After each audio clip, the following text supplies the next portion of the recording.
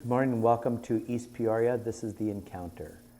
I'm Steve Clayson. I'm the senior leader here. I'm Tracy Pfeiffer. I am the assistant pastor. The Encounter is a new church. We're going to be about 5 years old.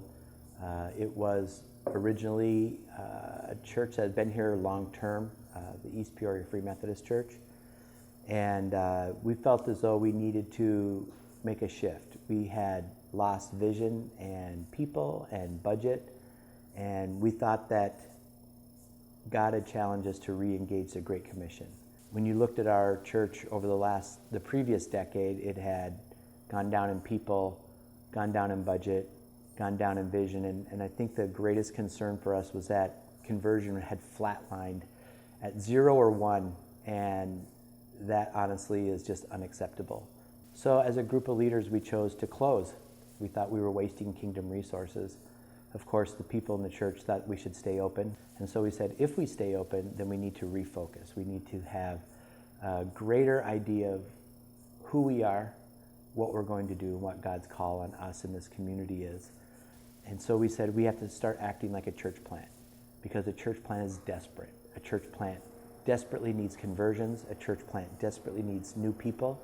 A church plant desperately needs to meet its budget. And it survives week to week, month to month, and it was a major risk. But now, almost 5 years later, we're very excited about who we are, what God is doing, the number of people whose lives are transformed, the number of marriages being put back together, the number of baptisms, adult baptisms that we see on a consistent basis.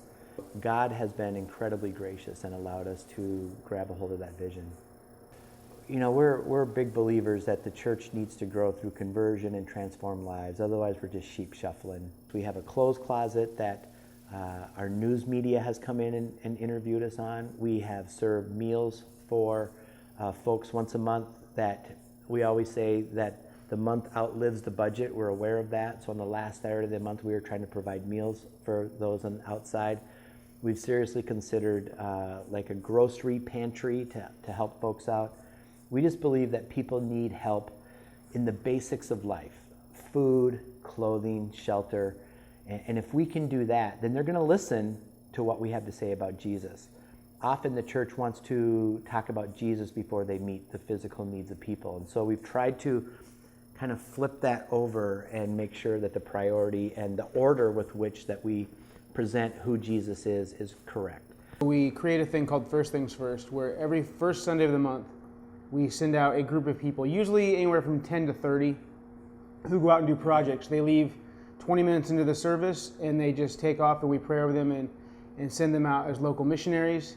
And they do wheelchair ramps. We've re-roofed houses. We've fixed plumbing for people. We've done painting. We've done gutters. We've done yard work. We have a couple of the schools that we will go in, and we've done some work inside there. And we've also done like their playgrounds and things like that with weeding. The mayor has helped us set up something. We have a huge Christmas thing here with all these lights. And so as a church, we helped change probably 75% of those bulbs over a course of a couple years. So it's all done by people who just go, I see the need and want to do it. We are now at a point where we're hearing people say, I saw this guy walking down the street, so I stopped and I bought him lunch. You know, I have the mayor who will call and go, this woman showed up on our door, and as a government, we can't really help her, but we figured you guys would. And honestly, it's wonderful that we feed and clothe people, but we're fully aware that it's about their connection with Jesus, and they need to know him, and he is going to bring ultimate healing. And so my dream is that we have that reputation, and that people seek us out because they know there's going to be authenticity and truth here.